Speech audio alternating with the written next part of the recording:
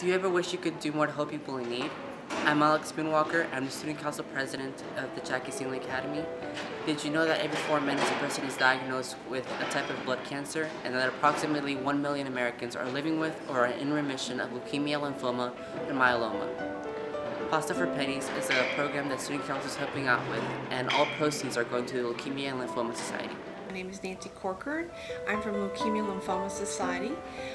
I've been with them for 2 years, being a fundraiser, recruiting schools in the North Texas area, participating in our Pasta for Pennies program, or Pennies for Patients program as well. Leukemia Lymphoma Society, what we're here, our mission is to try to cure cancer, blood cancer.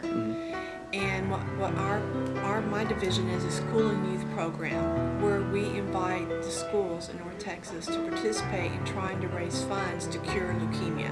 We have, you have red blood cells, you have white blood cells, and you have platelets.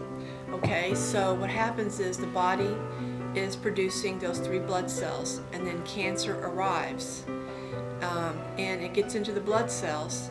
As soon as that gets in the blood cell, that means the body stops producing red blood cells, because the red blood cells helps the energy, the white blood cells brings the oxygen, and the platelets helps, like this, you know, when your leg is scabbed, Yeah. then that's healing. The blood clots there and it's healing. Yeah. So that's what makes you have leukemia lymphoma, because your blood cells stop.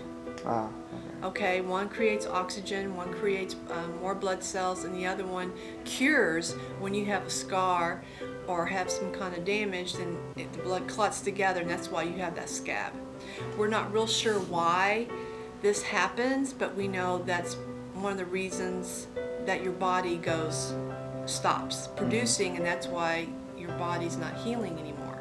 I believe the one that you're referring to is the leukemia one. Yeah. Which affects more of the white blood cells. So white blood cells really consist of your basic part of your immune system. So there's different types of white blood cells.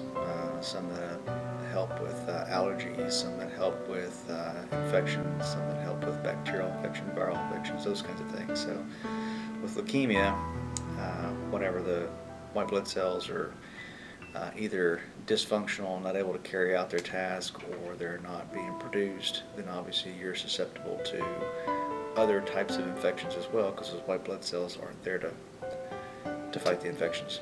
The thing is, because the more research, more money for research, the closer they get to a cure, or at least some sort of medication that may help even slow down the progression, possibly even attack the genes or the DNA that may cause the problem later on in life. So yeah, the more research you do, the more fundraising you do, the better off it is. And that goes across the board to any type of research for any kind of a disease.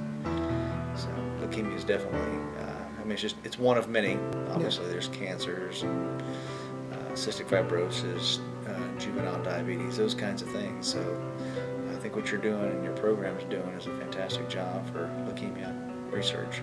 Well, I did have a boss that his daughter, she had leukemia, and she did pass away. She was very young. She was in high school. I remember visiting her, and she didn't make it. And you know, I've had an aunt that had pancreas leukemia.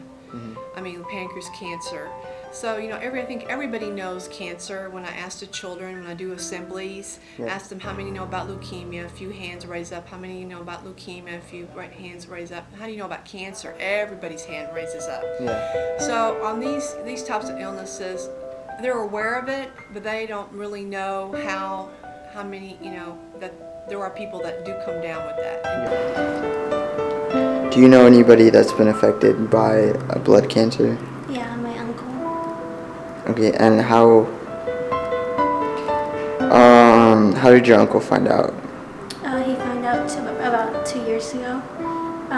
He would faint out of nowhere, and he lost a lot of weight, and he didn't know what was wrong, so he went to the doctor, and they diagnosed him with leukemia. And how did he take it? At first, he was really strong, and then he got treated for it, and the doctor said he didn't have it anymore, but then about a year ago, he came back and now it's really bad. Mission is to get us out of business so we will no longer have a job.